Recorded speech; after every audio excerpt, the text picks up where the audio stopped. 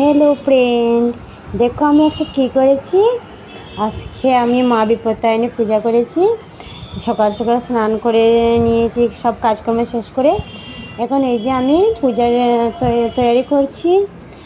এই যে ফলমূল সব কিছু ধুয়ে রেখেছি, এখন পানগুলো আমি দেবো। আজকে তো আজকে তো 13টা ফল ফুল, 13টা পান সুপারি দিতে হয়। এগুলো আমি এখানে 13টা পান ধুয়ে রেখেছি, এখন 13টা পান দিচ্ছি।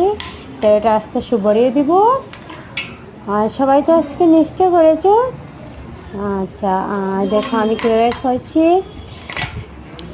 সবাই ভালো আছো?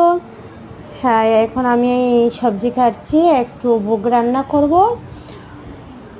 আর কি করব এখন, এই যে আমি লাউ ভাজা করে নিয়েছি, সবগুলো দেখালাম না। আর এখানে পটল আলু দিয়ে আমি একটু তরকারি করে নিচ্ছি।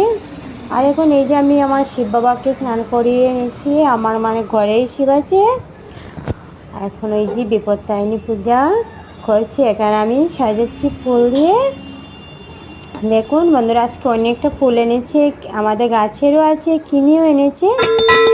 ওইখানে আমি পূজা করছি। এখন আমার নদীগুলি সব সাজানো হয়ে গিয়েছে, আরও ছিল অমাগরও, তাই এইটুকু দিয়েছি।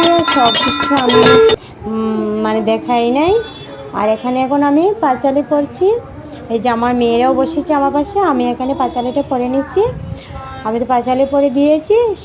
কে কীরকম পড়েছো, কে কীরকম করেছো আমাকে নিশ্চয় কমেন্ট করে বলবি, সবাই পাশে থাকবে। আর এই যে আমি এখানে পাঁচালি পড়ছি, আমার মেয়েরা বসে বসে শুনছে, ওরাও হাতে ফুল দুর্বা নিয়ে বসেছে আমার পাশে, ওরা বলছে দেখবে আমার পুজোটা। যাই হোক, আমারও ভালো লাগছে। তো এখন আমার পুজোটা মোটামুটি শেষ হয়ে গিয়েছে। তো বন্ধুরা, সবাই তোমরা আমার পাশে থেকো, আমি সবাই পাশে থাকবো।